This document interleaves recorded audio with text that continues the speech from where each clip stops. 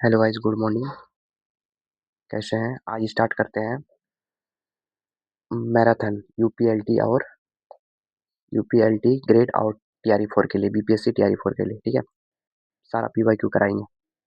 First question देखो, पूछ रहा है कि which of the following statement incorrect about virus. Virus के लिए कौन सा स्टेटमेंट इनकरेक्ट है, गलत है। फर्स्ट क्या पूछ रहा है कि ऑब्लिगेट पैरासाइट, वायरस क्या होता है? ऑब्लिगेट पैरासाइट है, बिल्कुल सही है। वायरस ऑब्लिगेट पैरासाइट होता है, एनसीईआरटी का लाइन है। ये नॉन सेलुलर होता है या ये सेलुलर भी होता है, ये भी स्टेटमेंट सही है। चौथा स्टेटमेंट क्या बोल रहा है कि virus are composed of protein, virus protein का बना होता है, cover surrounded by nucleic acid, ये भी बिल्कुल स्टेटमेंट सही है ना। वायरस के पास क्या होता है? प्रोटीन कोट होता है, जिसको कैप्सिड बोलते हैं। क्या बोलते हैं? कैप्सिड बोलते हैं, है ना।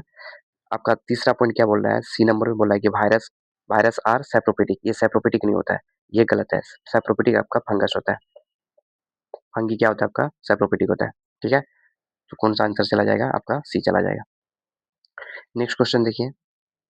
नेक्स्ट क्वेश्चन क्या पूछ रहा है कि 1967 में डायनियर, टियोडाइनियर और Raymer reported cause of the potato spindle tuber disease, एक डिजीज था, है ना। डिजीज को खोजा गया था। Some organism having to the nucleic acid, उसके पास न्यूक्लिक एसिड होगा, है ना। बट क्या क्या नहीं होगा? प्रोटीन, प्रोटीन कोट नहीं होगा, यानी प्रोटीन नहीं होगा। मतलब कैप्सिड नहीं होगा। तो ये किस में होता है? प्रोटीन। हम क्या बोले थे कि पीरियन, पी से प्रोटीन इसके पास होगा, है ना। और वायरस के पास तो पता ही है कि इसके इसके पास क्या होता है? दोनों होता है, प्रोटीन प्लस प्रोटीन कोड, और क्या होता है? Nucleic acid. न्यूक्लिक एसिड में डीएनए आरएनए दोनों आ जाएगा, दोनों होता है। बट वायरस के पास क्या होता है? इसके पास नहीं होता है, इसके पास नहीं होता है। इसके पास क्या नहीं होता है? इसके पास प्रोटीन नहीं होता है, प्रोटीन नहीं होता है। बट आरएनए होता है। आरएनए होता है, कैसा होता है? लो मॉलिक्यूलर वेट आरएनए होता है। तो इसका आंसर क्या चला जाएगा? डी चला जाएगा, इसका आंसर डी होगा। नेक्स्ट क्वेश्चन देखो। नेक्स्ट क्वेश्चन अच्छा क्वेश्चन है। पूछ रहा है कि which of the following statement regarding AIDS, AIDS के रिगार्डिंग कौन सा स्टेटमेंट सही है? फर्स्ट स्टेटमेंट क्या बोल रहा है कि it is cause by the retrovirus. क्या काउज बाय रेट्रोवायरस? ये बिल्कुल सही है। रेट्रोवायरस, इसके पास क्या होता है? रेट्रोवायरस होता है। एचआईवी वायरस को ही रेट्रोवायरस बोलते हैं। इसका याद रखना, इसके पास होता है ना, इसका जो जेनेटिक मटेरियल होता है सिंगल स्टैंडर्ड आरएनए होता है। क्या होता है? सिंगल स्टैंडर्ड आरएनए होता है। ये इंपॉर्टेंट पॉइंट है, ठीक है, इसको याद रखना। सिंगल स्टैंडर्ड आरएनए होता है किसके पास? रेट्रोवायरस के पास। सेकंड स्टेटमेंट क्या बोल रहा है?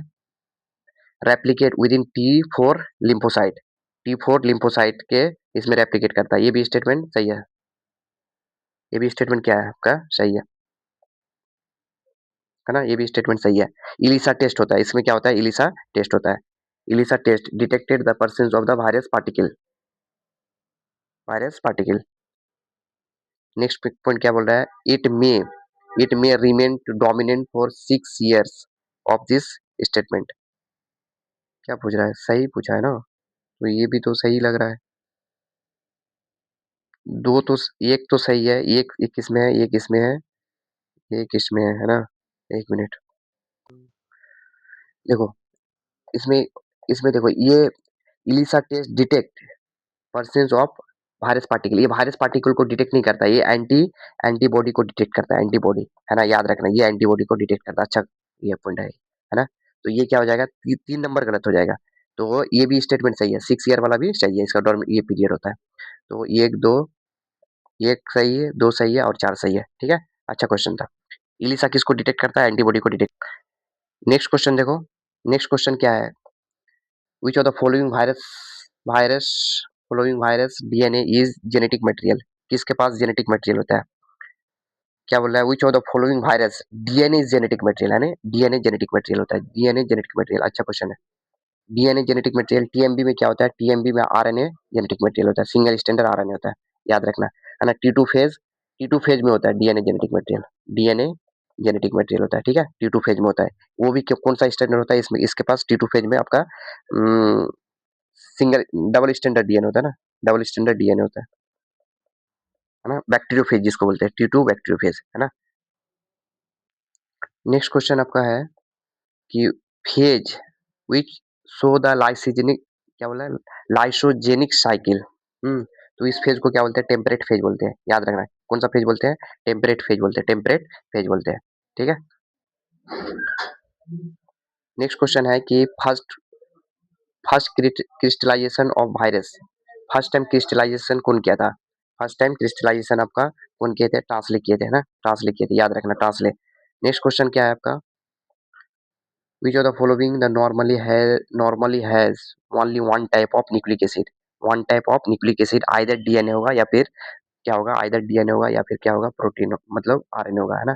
तो वायरस वायरस क्या बोलता है, वायरस बोलता है, एनसीटी बोलता है कि वायरस में या तो डीएनए होगा, क्या होगा, या तो डीएनए होगा, या तो डीएनए होगा या तो फिर क्या होगा, आरएनए होगा, दोनों साथ में इकट्ठा नहीं होगा, या तो दोनों साथ में नहीं होगा। डीएनए डीएनए और आरएनए क्या होगा, डीएनए और आरएनए साथ में नहीं होगा, साथ में दोनों साथ में नहीं होगा, है ना।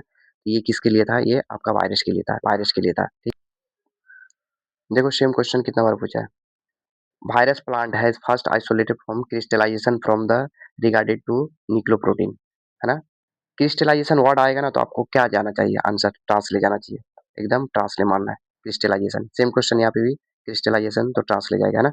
बार बार पूछता है, एनसीईआरटी में दिया हुआ है। नेक्स्ट क्वेश्चन क्या है कि small pox cause by, small pox cause by किससे होता है स्मॉल पॉक्स, कमेंट सेक्शन में इसका आंसर बताना, ठीक है। देखते हैं स्मॉल पॉक्स किससे होता है। नेक्स्ट क्वेश्चन है कि which of the following does not have cellular organisation, किसके पास cellular organisation, cellular organisation does not पूछा है ना, तो सेलुलर ऑर्गेनाइजेशन नहीं होगा किसके पास, आपके वायरस के पास, वायरस के पास कोई सेलुलर ऑर्गेनाइजेशन नहीं होता है। नेक्स्ट क्वेश्चन देखिए, नेक्स्ट क्वेश्चन पूछ रहा है कि किसको नोबेल प्राइज मिला था, किसको नोबेल प्राइज मिला था, मतलब पीरियड्स के लिए, है ना। इसका कमेंट सेक्शन में आंसर बताइए, इसका कमेंट सेक्शन में इसका आंसर बताइए, अल्टमन को मिला था या लुईस को मिला था या किसको मिला था। नेक्स्ट क्वेश्चन है कि पिरियन हैव, पिरियन के पास क्या होगा, देखो पिरियन के पास पी फॉर प्रोटीन, पिरियन के पास क्या होगा, प्रोटीन होगा। 2002 का क्वेश्चन है।